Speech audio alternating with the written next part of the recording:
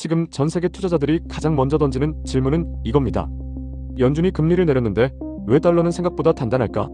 왜 미국 증시는 어떤 날은 강하게 오르는데 또 어떤 날은 조심스러운 반응을 보일까? 금리 인하는 장기적으로 주식에 우호적인 환경을 만드는 게 맞습니다. 할인율 부담이 줄고 성장 섹터에 숨통이 트이기 때문이죠. 하지만 단기적으로는 이미 시장에 얼마나 반영되어 있었는지 또 연준의 톤이 얼마나 매파적이었는지에 따라 지수 반응은 매번 달라질 수 있습니다. 그리고 국내 투자자들이 더 현실적으로 묻는 질문은 이겁니다. 그렇다면 왜 코스피는 같은 호재 속에서도 미국만큼 강하게 치고 나가지 못할까? 지금 한국 시장에서 진짜 수혜를 받는 건 어디일까? 핫플랩 이슈 탐구입니다. 오늘 영상에서는 바로 이 질문들에 답하기 위해 연준의 금리 인하가 정확히 어떤 의미인지부터 미국과 한국 시장이 왜 다르게 움직이는지, 그리고 한국 투자자가 앞으로 1년에서 2년 동안 어떤 기준으로 섹터를 선택해야 하는지까지 과장 없이 큰 흐름을 중심으로 정리해드리겠습니다. 먼저 이번 12월 연준의 결정을 한 문장으로 정리하면 이렇습니다. 연준은 금리를 내렸지만 시장에 완전히 안심하라는 메시지를 준 건 아닙니다.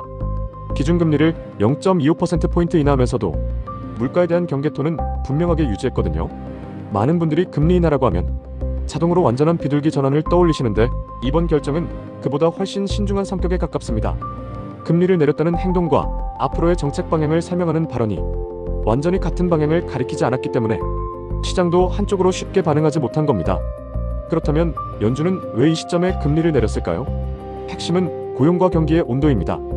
최근 발표된 여러 고용 관련 지표들을 보면 미국 노동시장이 예전만큼 과열된 상태는 아니라는 신호들이 조금씩 쌓이기 시작했습니다.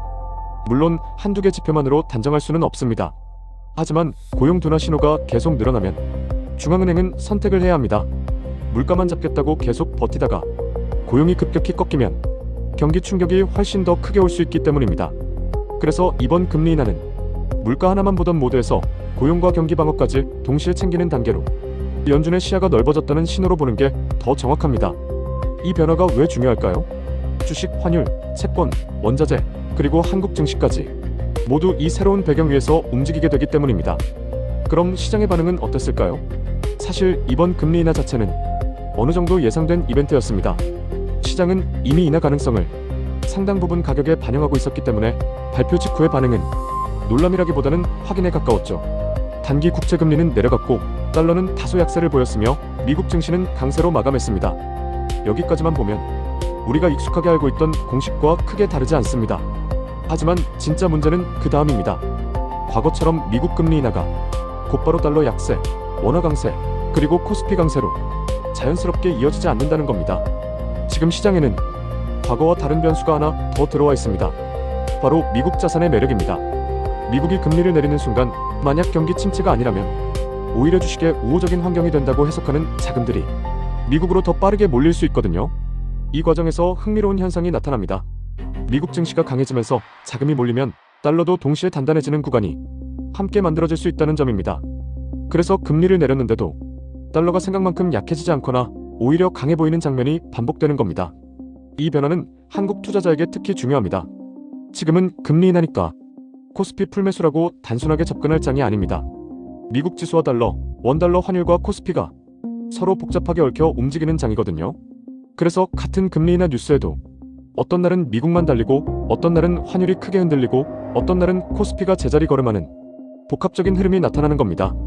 이 시점에서 개인 투자자에게 가장 중요한 전략은 단방향 확신이 아니라 환율과 미국 증시, 코스피를 함께 보면서 포지션을 조절하는 관점입니다. 이제부터는 종목이 아니라 섹터 기준으로 보겠습니다. 지금 시장에서 특히 주목해야 할 섹터는 세 가지입니다. 먼저 첫 번째, 방산과 조선입니다. 이 섹터는 스토리가 분명히 강합니다. 정책과 지정학, 수주 흐름까지 중장기 그림은 여전히 유효하죠. 다만 이미 주가에 상당한 기대가 반영된 구간일 수 있습니다. 그래서 지금은 무작정 쫓아가기보다는 정책이나 대형 수주 같은 이벤트 이후 눌림과 조정 구간을 확인하는 접근이 훨씬 더 합리적입니다. 두 번째는 반도체와 AI입니다. 이 섹터는 지금 스토리와 실적이 동시에 움직이고 있습니다. 단순한 기대감이 아니라 실제 수요와 실적 전망이 계속 업데이트되는 구조거든요. 그래서 단기 등락에 흔들리기보다는 실적 발표와 수주 흐름을 기준으로 중심 섹터로 가져갈 수 있는 가장 강력한 후보라고 볼 수 있습니다. 세 번째는 공공 IT와 디지털 인프라입니다. 이 섹터는 단기 급등 테마는 아닙니다. 하지만 정책과 구조적 수요가 꾸준히 이어지는 만큼 중장기 포트폴리오의 안정적인 성장 축으로 볼 수 있는 영역입니다. 자, 정리해보겠습니다. 지금은 금리 인하니까 무조건 오른다는 단순한 장이 절대 아닙니다. 금리 인하 이후 자금이 어디로 먼저 흘러가는지를 읽어내야 하는 장입니다. 방향보다 타이밍이 중요하고 확신보다 기준이 중요합니다. 여러분이 이 기준을 갖고 시장을 바라본다면 변동성은 공포가 아니라 기회를 찾는 선택지가 될 수 있습니다. 지금까지 핫플랩 이슈 탐구였습니다. 영상이 도움이 되셨다면 구독과 좋아요 부탁드립니다.